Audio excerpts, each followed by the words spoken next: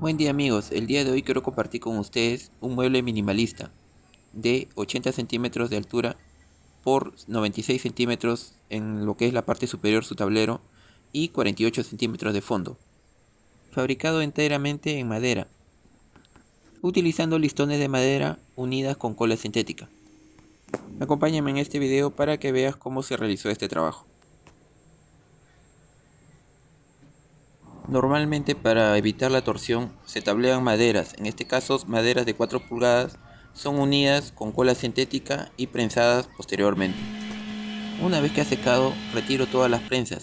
Como tiene de espesor 1 pulgada, no hay ningún problema al cepillarlo por la garlopa, para luego, con ayuda de lijadora de banda, fijarla por todas sus caras.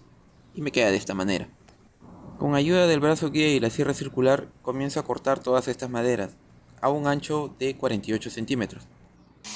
A excepción del tablero en la parte superior, que tiene un ancho de 50 centímetros. La misma operación realizo con distintas tablas, en este caso tablas de 3 pulgadas de ancho por 1 pulgada y también tablas de 4 pulgadas por 1 pulgada. Me ayudo de la escuadra de 60 centímetros para escuadrar en todos sus bordes.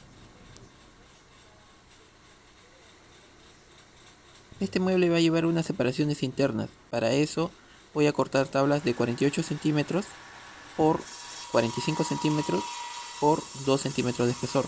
En este caso son 2 unidades. Una vez escuadrado ambos bordes y ya dado la medida exacta, comienzo a cortarlo. Una vez cortado, me ayudo de la lija estacionaria para escuadrarle a ambos bordes. De igual forma repito esta operación con los demás tableros y me está quedando de esta manera. Aquí están mis dos laterales, miden 48 centímetros de ancho por 78 centímetros de largo por 2 centímetros de espesor. Con una separación de 22 centímetros coloco mis dos tableros de 48 por 45. Sobre él voy a pegar uno de mis laterales, que mide 48 por 78 centímetros de largo. Una vez pegado, al otro extremo coloco mi lateral central, que mide 68 por 48 centímetros de largo. Una vez pegado lo invierto simplemente y lo escuadro. En esta base colocaré un tablero de 48 por 88 centímetros. Si notas con atención, está este módulo completamente invertido. Acabo de terminar de ensamblar las dos divisiones internas y sobre ella coloco lo que es la parte inferior, lo que va del piso. Concluida esta parte, comienzo a encolarla y le coloco una de sus laterales, siempre escuadrando para que esté correctamente. Y aquí tenemos el módulo, pero está completamente invertido. He dejado toda la noche secar y empiezo a encolar todos sus verticales. Sobre él voy a colocar el tablero. Este tablero mide 50 centímetros de ancho por 96 centímetros de largo. Como es una madera bastante dura, me ayudo de una broca guía para luego asegurarlo con unos clavitos. No los introduzco del todo, siempre dejando una parte para posteriormente retirarlos. Si te quedó alguna duda, no te preocupes, porque en este dibujo puedes ver el diseño que acabamos de hacer.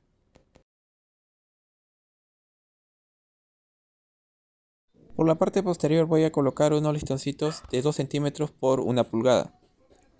No voy a usar clavos, simplemente voy a dejarlos prensados con cola sintética. En la parte superior comienzo a retirar todos los clavos que utilicé para fijar el tablero. Para resanar estos agujeros estoy utilizando taruguitos de madera con cola sintética. Con un taquillo de madera y una lija comienzo a lijar todos estos resanes.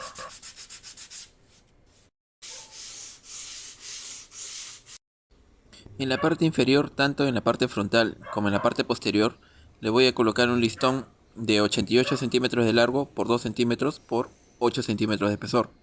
Esto me sirve para cubrir todo el zócalo en la parte inferior.